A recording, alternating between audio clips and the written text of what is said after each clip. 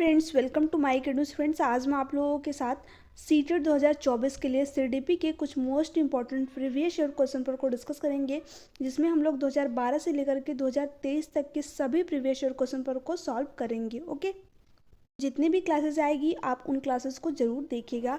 तो देखिए यहाँ पर जो आपका पहला क्वेश्चन दिया हुआ है वह है, बाल विकास के सिद्धांतों के संदर्भ में निम्न में से कौन सा कथन सही है। विकास शरीर के केंद्रीय भाग से बाहरी भाग की ओर होता है।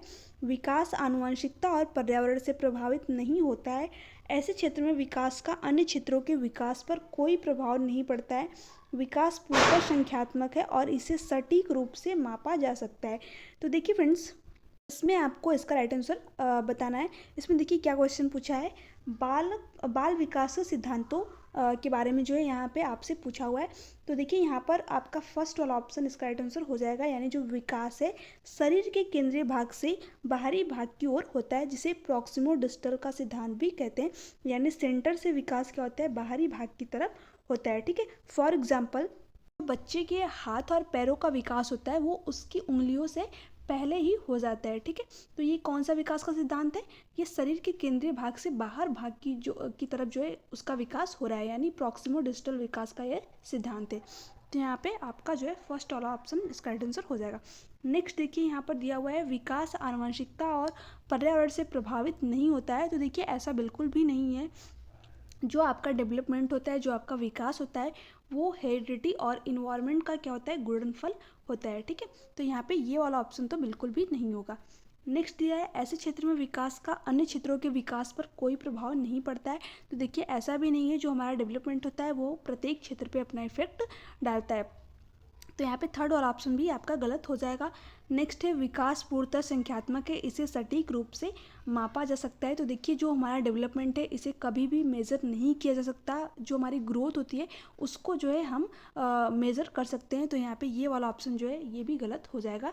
तो जैसा कि मैंने आपको पहले ही बताया कौन सा ऑप्शन सही है, फर्स्ट वाला। ठीक है, तो आपको आई होप कि आप लोगों को समझ में आ गया होगा। ठीक है, कोई डाउट हो तो आप नीचे कमेंट सेक्शन में कमेंट करके पूछ सकते हो। नेक्स्ट क्वेश्चन है आपका, बच्चों में भाषा विकास किससे प्रभावित होता है। केवल आनुवंशिकता से, केवल पर्यावरण से, आनुवंशिकता एवं पर्यावरण दोनों से, ना आनुवंशिकता से ना पर्यावरण से। तो देखिए फ्रेंड्स, मैंने आपको अभी ऊपर जस्ट बताया है कि जो हमारा डेवलपमेंट होता है वो हमारे हेरिडिटी और इन्वायरमेंट का गुणनफल होता है। ठीक है, तो जो हमारा भाषाई विकास है वो किससे प्रभावित होगा, हमारे हेरिडिटी और इन्वायरमेंट से, यानी आनुवंशिकता एवं पर्यावरण दोनों से ही जो हमारा भाषा विकास है वो प्रभावित होगा। तो यहाँ पे जो है आपका थर्ड वाला ऑप्शन जो है इसका राइट आंसर हो जाएगा।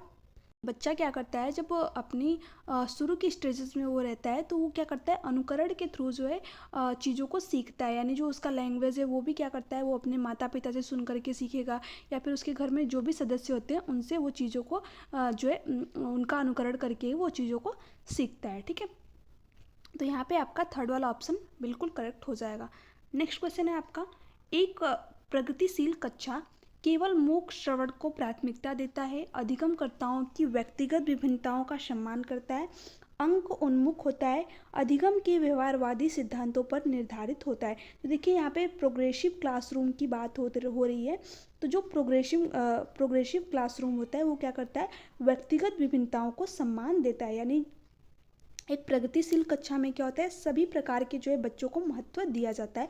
तो यहाँ पे आपका जो है सेकंड वाला ऑप्शन राइट हो जाएगा, अधिगमकर्ताओं की व्यक्तिगत विभिन्नताओं को सम्मान करता है।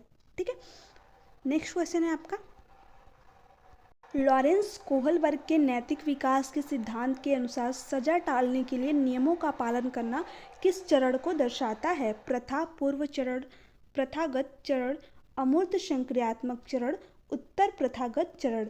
ठीक है, तो देखिए यहाँ पर जो लॉरेंस कोहलबर्ग हैं उन्होंने जो नैतिक विकास का सिद्धांत दिया है और उसमें जो सजा टालने के लिए नियमों का पालन जो बच्चा करता है वो किस स्टेज में करता है, प्रथा पूर्व चरण। ठीक है, तो यहाँ पे जो है आपका फर्स्ट वाला ऑप्शन जो है इसका राइट आंसर हो जाएगा, क्योंकि देखिए इसमें जो बच्चे की नैतिकता होती है वो सज़ा से जो है बधी होती है। यानी बच्चे को ये लगता है कि अगर वो अपने बड़ों की आज्ञा का पालन नहीं करेंगे तो उन्हें जो है उनके बड़े उनको दंडित करेंगे, इसलिए जो है वो उनकी बातों को मानते हैं, या फिर उनकी वो जो भी चीज़ें कहते हैं वो सज़ा से बचने के लिए सिर्फ और सिर्फ उनका जो है बातों को मानते हैं। तो यहाँ पे आपका फर्स्ट वाला ऑप्शन जो है इसका राइट आंसर हो जाएगा। ठीक है, नेक्स्ट क्वेश्चन है आपका, अधिगम संकल्पों को सुसाध्य करने के लिए एक अध्यापिका को ऐसे तरीके प्रयोग करने चाहिए जिसमें संकल्पों का प्रगतीकरण जटिलता से सरलता की ओर हो, जो अपसारी चिंतन को प्राथमिकता दे,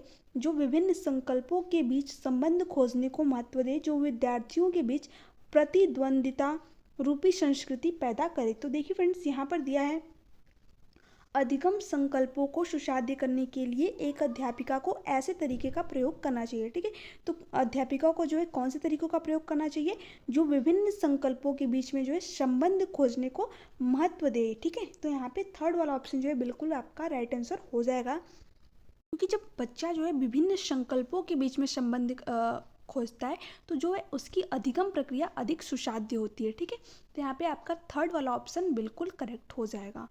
नेक्स्ट क्वेश्चन है आपका, लेव वाइगोस्की के सिद्धांत के अनुसार व्यक्तिगत वाक्य यानी कि जो प्राइवेट स्पीच जो लेव वाइगोस्की के अनुसार दी गई है वो क्या है। ठीक है, बच्चों को अपनी सोच विनियमित करने में मदद करता है, बच्चे की सोच में रुकावट पैदा करता है, बच्चे को आत्म केंद्रित दर्शाता है, बच्चे को चुनौतीपूर्ण कार्य दिए जाने पर घटता जाता है।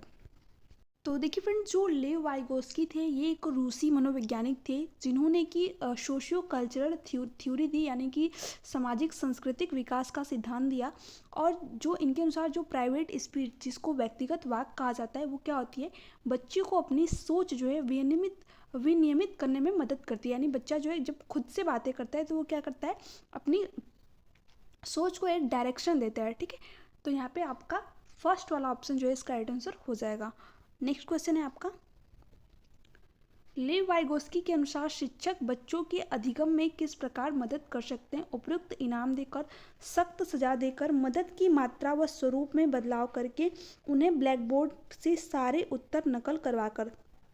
तो देखिए फ्रेंड्स, जो सीटेट का एग्ज़ाम है इसमें आपके कुछ नेगेटिव वर्ड होते हैं, जैसे कि जो नकल करवाना है, अगर ये आपको कहीं पर भी दिख जाए तो वो आपका जो है ऑप्शन कभी भी नहीं हो सकता है। ठीक है, इनाम देना, ये सारी चीज़ें भी नेगेटिव वर्ड के अंतर्गत आती है। इसके लिए मैं एक अलग से क्लास बना दूंगी जिसमें कि आपके जो है नेगेटिव वर्ड और पॉजिटिव वर्ड दोनों ही मैं आपको बता दूंगी, जिससे जब आप क्वेश्चन को सॉल्व करेंगे तो उसमें आपको थोड़ी सी जो है हेल्प मिल जाएगी।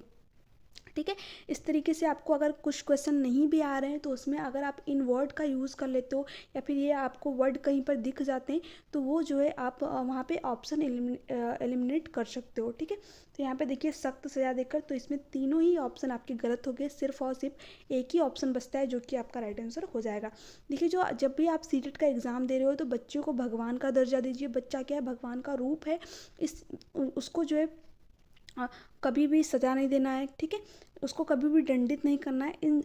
ऐसे अगर आपको जो है आंसर देखने को मिल जाए तो उसको आप पहले ही गलत काट दीजिए। आपको बच्चों को कभी भी सज़ा नहीं देना है सीटेट के एग्ज़ाम के पॉइंट ऑफ व्यू से। ठीक है, तो देखिए जो लेव वाइगोस्की हैं उनके अनुसार क्या करना चाहिए, शिक्षक बच्चों की अधिगम में किस प्रकार मदद कर सकते हैं, मदद की मात्रा व स्वरूप में बदलाव करके। ठीक है, यानी ये किसकी बात करते हैं, सहयोगात्मक अधिगम की। ठीक है, सहयोगात्मक यानी कि कोऑपरेटिव लर्निंग की ये बात करते हैं, यानी सहयोग से जो है बच्चा सीख सकता है। तो यहाँ पे स्पेस नहीं है, आप लोग लिख लीजिएगा क्योंकि यहाँ पे थोड़ी सी प्रॉब्लम होती है स्क्रीन पर लिखने में। तो ये कोऑपरेटिव लर्निंग की बात कर रहे हैं, यानी सहयोगात्मक अधिगम की। ठीक है, बच्चा अपने जो है दोस्तों से सीख सकता है। ठीक है, तो इस तरीके से जो है देखिए, जो लेव वाइगोस्की किसकी बात करते हैं, सोशियो कल्चरल थ्योरी की बात करते हैं, यानी सामाजिक सांस्कृतिक सिद्धांत की बात करते हैं। तो ये हमेशा जोर देंगे कि बच्चा जो है अपने समाज से सीखे, अपनी संस्कृति से सीखे। ठीक है, तो यहाँ पे आपका थर्ड वाला ऑप्शन जो है राइट आंसर हो जाएगा। नेक्स्ट क्वेश्चन है आपका, पूजा अपनी दोस्त को कहती है कि हमें कक्षा के नियमों का पालन करना चाहिए वरना शिक्षिका हमें बाहर खेलने की अनुमति नहीं देगी। पूजा लॉरेंस कोहलबर्ग के नैतिक विकास के किस चरण में है, आज्ञा पालन एवं दंड अभिविन्यास, अच्छा लड़का अच्छी लड़की अभिविन्यास, अधिकारिकता एवं सामाजिक क्रम व्यवस्था अभिविन्यास, सार्वभौमिक नैतिक सिद्धांत अभिविन्यास।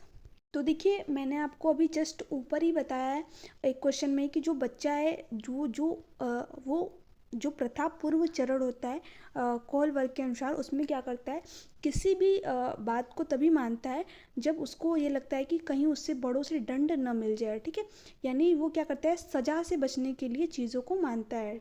तो यहाँ पे कौन सी स्टेज होगी, आज्ञा एवं दंड अभिविन्यास। ठीक है, यहाँ पर क्या है, जो पूजा है वो अपनी दोस्तों से कहती है कि हमें कक्षा के नियमों का पालन करना चाहिए, वरना शिक्षिका हमें बाहर खेलने की अनुमति नहीं देगी। यानी जो पूजा है वो दंड के डर से जो है बाहर खेलने नहीं जा रही है। ठीक है, तो वो इसलिए ऐसा कर रही है क्योंकि उसे सज़ा मिल जाएगी। ठीक है, तो इसलिए क्या कर रही है, वो शिक्षिका की आज्ञा का पालन कर रही है। तो यहाँ पे आपका फर्स्ट वाला जो है ऑप्शन इसका राइट आंसर हो जाएगा। ठीक है, तो आई होप कि आप लोगों को समझ में आ गया होगा। फिर भी कोई डाउट हो तो आप नीचे कमेंट सेक्शन में कमेंट करके ज़रूर पूछ सकते हो। कि मैं आपकी कमेंट का आंसर देने का ज़रूर ट्राई करूँगी। नेक्स्ट क्वेश्चन है आपका, हावर्ड गार्डनर के अनुसार निम्नलिखित में से कौन सा कथन सही है। बुद्धिमत्ता एक स्थिर और अस्थायी विशिष्टता है। बुद्धिमत्ता को परिपोषित व विकसित किया जा सकता है। बुद्धिमत्ता किसी एक सामान्य खंड से हावी नहीं होती है, अपितु कई प्रकार की होती है। बुद्धिमत्ता को एकाकी आयाम से सहसंबद्ध नहीं किया जा सकता। तो देखिए फ्रेंड, जो हावर्ड गार्डनर थे, इन्होंने जो है 1983 में, ठीक है 1983 में जो है बुद्धि के एक नवीन सिद्धांत का प्रतिपादन किया था, जिसे गार्डनर की बहुबुद्धि सिद्धांत के नाम से भी जाना जाता है। तो कभी कभी आपसे क्वेश्चन पूछ देता है कि जो बहुबुद्धि का सिद्धांत है वो किसने दिया था, तो हावर्ड गार्डनर ने। ठीक है, 1983 ईस्वी में। और जो देखिए इनके जो सिद्धांत है उसके अनुसार इनका ये कहना है कि जो हमारी बुद्धि होती है वो क्या है, यानी कि जो हमारे बुद्धि का स्वरूप होता है वो एकाकी ना होकर के बहुकारकी होता है। ठीक है, यानी एक क्षेत्र में हमारी बुद्धि नहीं होती बल्कि कई क्षेत्रों में जो है हमारी बुद्धि होती है। ठीक है, तथा प्रत्येक बुद्धि जो है एक दूसरे से अलग होती है। ठीक है, तो देखिए इन्होंने जो है ये बताया कि जो हमारी बुद्धिमत्ता होती है वो किसी सामान्य खंड से हावी नहीं होती है, बल्कि जो है कई प्रकार की होती है। साथ ही जो बुद्धिमत्ता है एकाकी आयाम से संबंध नहीं किया जा सकता। ठीक है, तो यहाँ पे कौन सा ऑप्शन जो है आपका राइट हो जाएगा, फोर्थ वाला, क्योंकि यहाँ पर दिया है कि बुद्धिमत्ता को एकाकी आयाम से संबंध नहीं किया जा सकता। यानी बुद्धि जो है एक नहीं हो सकती बल्कि क्या है, बहुकारकी होती है। ठीक है, कई पार्ट में डिवाइड होती है। जैसे कि जो संगीत कार्य, जैसे कि आप लता मंगेशकर को ले लीजिए, तो उनके अंदर कौन सी बुद्धि थी, संगीतकार वाली। ठीक है, तो इसी तरह जिसकी बुद्धि जो है जिस क्षेत्र में ज़्यादा होती है, मतलब जिस क्षेत्र में इंटरेस्ट होता है, ठीक है, उसी के अगर वहाँ पे जो उसकी बुद्धि होती है उसका आईक्यू लेवल उस क्षेत्र में अच्छा है, तो वहाँ पर जो है उसकी बुद्धि मतलब उसी के अनुसार जो है अपना काम करता है। नेक्स्ट क्वेश्चन है आपका, एक बाल केंद्रित शिक्षा में शिक्षिका की कोई भूमिका नहीं होती। शिक्षिका की सक्रिय भूमिका होती है तथा विद्यार्थी निष्क्रिय होते हैं। विद्यार्थियों की सक्रिय भूमिका होती है तथा शिक्षिका निष्क्रिय होती है। शिक्षिका व विद्यार्थी दोनों की सक्रिय भूमिका होती है। देखिए यहाँ पे चाइल्ड सेंटर्ड एजुकेशन की बात की गई है, यानी बाल केंद्रित शिक्षा की बात की गई है। तो यहाँ पर क्या होगा, जो शिक्षिका होती है और विद्यार्थी दोनों की ही सक्रिय भूमिका होना अनिवार्य है, क्योंकि जो बच्चा होता है वो भी क्या करता है, प्रश्न पूछता है, और जो टीचर होता है वो क्या करता है, उसके प्रश्न का उत्तर देता है। ठीक है, तो यहाँ पे क्या होता है, एक्टिव क्लासरूम चाहिए। ठीक है, एक्टिव क्लासरूम जो है यहाँ पर चाहिए। जो चाइल्ड सेंटर्ड जो है क्लासरूम होती है उसमें एक्टिव रहना चाहिए शिक्षक और अभ्यर्थी दोनों को ही। साथ ही साथ हैंड्स ऑन एक्टिविटी के थ्रू बच्चों को सिखाना चाहिए, ताकि जो बच्चा हो वो क्या हो, हमेशा एक्टिव रहे चीज़ों को सीखने के लिए। ठीक है, तो यहाँ पे इन चीज़ों को ध्यान में रखना चाहिए बाल केंद्रित शिक्षा के अंदर। ठीक है, तो यहाँ पे देखिए कौन सा ऑप्शन सही हो जाएगा, आपका फोर्थ वाला ऑप्शन। देखिए फर्स्ट वाला ऑप्शन क्यों नहीं सही, क्योंकि इसमें दिया है कि शिक्षक की कोई भूमिका नहीं होती, तो ये वाला ऑप्शन जो है आपका बिल्कुल गलत है। नेक्स्ट दिया था शिक्षक की सक्रिय भूमिका होती था, विद्यार्थी निष्क्रिय होते हैं, तो ऐसा नहीं है। ठीक है, जब अगर विद्यार्थी जिसको सीखना है वही निष्क्रिय रहेगा तो फिर आपके पढ़ाने का क्या मतलब है। इसलिए जो है शिक्षक और विद्यार्थी दोनों को ही एक्टिव होना चाहिए, सक्रिय होना चाहिए। विद्यार्थी की सक्रिय भूमिका होती था, शिक्षक की निष्क्रिय भूमिका होती है, ये भी जो है गलत है। अगर विद्यार्थी की सिर्फ और सिर्फ एक्टिव रहेगा, शिक्षक कुछ पढ़ाएगा ही नहीं उसको, तो बच्चा स्कूल में तो सीखने के लिए ही आता है, बट वो जिस शिक्षक से सीखना चाहता है उसी से नहीं सीख पाता है, तो वो क्या होगा, धीरे धीरे जो उसका इंटरेस्ट है वो ख़त्म हो जाएगा और वो कभी भी स्कूल नहीं आना चाहेगा। तो इसलिए शिक्षक और छात्र दोनों को ही एक्टिव होना चाहिए। तो यहाँ पे आपका 4th वाला ऑप्शन बिल्कुल करेक्ट हो जाएगा। तो फ्रेंड्स ये थे आपके सीडीपी की कुछ क्वेश्चन। तो आपको अगर वीडियो अच्छी लगी चैनल को सब्सक्राइब कर लीजिएगा, बेल आइकन को प्रेस कर दीजिएगा ताकि सीटेट से रिलेटेड ऐसे ही क्लासेस आपको प्रोवाइड होती रहे। तो आज मैंने सीडीपी की क्लास कराई है, उसके बाद में मैं ईवीएस की क्लास और एसएसटी साइंस जितनी भी क्लासेस मेरे से हो सकेंगी मैं आपको सभी सब्जेक्ट की क्लासेस प्रोवाइड कराऊंगी। और इसका जो पीडीएफ है वो मैं अपने टेलीग्राम चैनल पे सेंड कर दूंगी, आप वहाँ से डाउनलोड करके अपना रिवीजन कर सकते हो। ओके, मैं नीचे डिस्क्रिप्शन बॉक्स में उसका लिंक भी दे दूँगी, आप जो है वहाँ से डाउनलोड कर लीजिएगा। तो वीडियो कैसी लगी नीचे कमेंट में कमेंट करके ज़रूर बताइएगा। वीडियो अच्छी लगी चैनल को जरूर सब्सक्राइब कर लीजिएगा, लाइक शेयर सब्सक्राइब तो आप लोग कर देंगे, ठीक है। तो थैंक्स फॉर वॉचिंग मी।